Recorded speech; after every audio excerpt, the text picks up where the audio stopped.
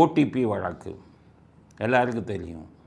ஓரணியில் தமிழ்நாடுன்னு ஒரு ஊரை ஏமாத்துகிற ஒரு பேரை வச்சுக்கிட்டு இந்த சந்திரபன்ஸ் பிரசாந்த் கிஷோர் மாதிரி இந்த வாடகைக்கு வந்தவன்லாம் இப்படி ஒரு ஐடியாவை கொடுத்து எவ்வளோ அடி முட்டாள் பாருங்க அவன். ஓடிபி வாங்கவே ஓடிபி யார் கேட்டாலும் கொடுக்காதீங்க, யார் கேட்டாலும் கொடுக்காதீங்கன்னு சொல்லி சைபர் கிரைம் போலீஸு விளம்பரம் கொடுக்குறாங்க.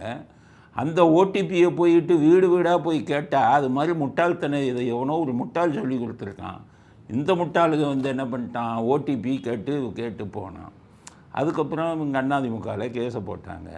ஹைகோர்ட்டு பார்த்துட்டு இது என்னையா இது கோமாளித்தனமாக இருக்குது, ஓடிபியெல்லாம் நீங்கள் எப்படி கேட்கலாமாயா, ஓடிபியை வச்சு எவ்வளோ மோசடி நடக்குது, பேங்க்கில் கொள்ளையடிக்கிற சைஃபர் குற்றவாளிகள்லாம் ஓடிபி அனுப்பி தான் மோசடி பண்ணுறான். ஓடிபிங்கிறது ரகசியமானது, ரிசர்வ் பேங்க்லேருந்தே சொல்கிறது உங்கள் ஓடிபியை யாருடனும் பகிராதீர்கள்னு சொல்கிறான். அதை வச்சுக்கிட்டு தான் சைஃபர் கிரைம் வந்துக்கிட்டு இப்போ கொடுக்காதீங்க ஓடிபி யார் கேட்டாலும் அப்படின்னு சொல்கிறாங்க.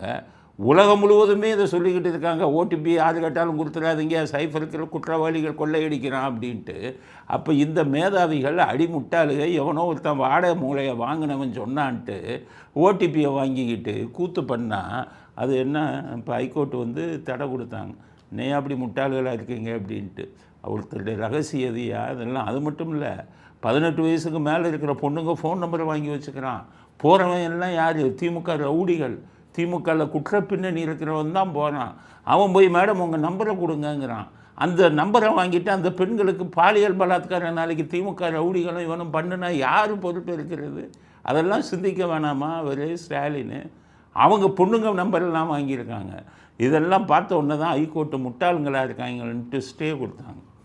இந்த ஓடிபி வாங்குகிற வேலையே வச்சுருக்காது. ஏன்னா அதில் பல பேர் என்ன சொன்னாங்கன்னு கேட்டிங்கன்னா, செக் பண்ணும்போது எங்களுக்கே தெரியாது, நாங்கள் மெம்பரே ஆகலை, எங்கள் நம்பரை வாங்குகிறாங்க, ஓடிபிங்கிறாங்க, அவங்களாம் மெம்பர் ஆக்கிக்கிறாங்க, நாங்கள் அதில் மெம்பராகவே விரும்பலைங்கிறதெல்லாம் சொல்லியிருக்காங்க. 30 லட்சம் பேர் அந்த மாதிரி சேர்த்து வச்சுருக்காங்க. ஓடிபியை வாங்கிக்கிட்டு மொபைல் நம்பரை வாங்கிட்டு. இது மாதிரி அநியாய அக்கிரமம் எங்கே இருக்குது? ஒரு நாட்டில் ஓட்டு போடுறான்னா மனசு ஓட்டு போடணும். இவங்க நமக்கு நல்லது செஞ்சாங்கன்னு உணர்வுபூர்வமாக ஓட்டு போடணும்.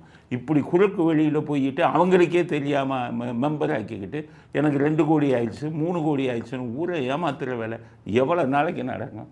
ஸ்டே கொடுத்தாங்கல்ல ஹைகோர்ட்டில், அதை எதிர்த்து சுப்ரீம் கோர்ட்டுக்கு போகிறான். எந்த இதில் போகிறாங்கன்னு தெரியலை.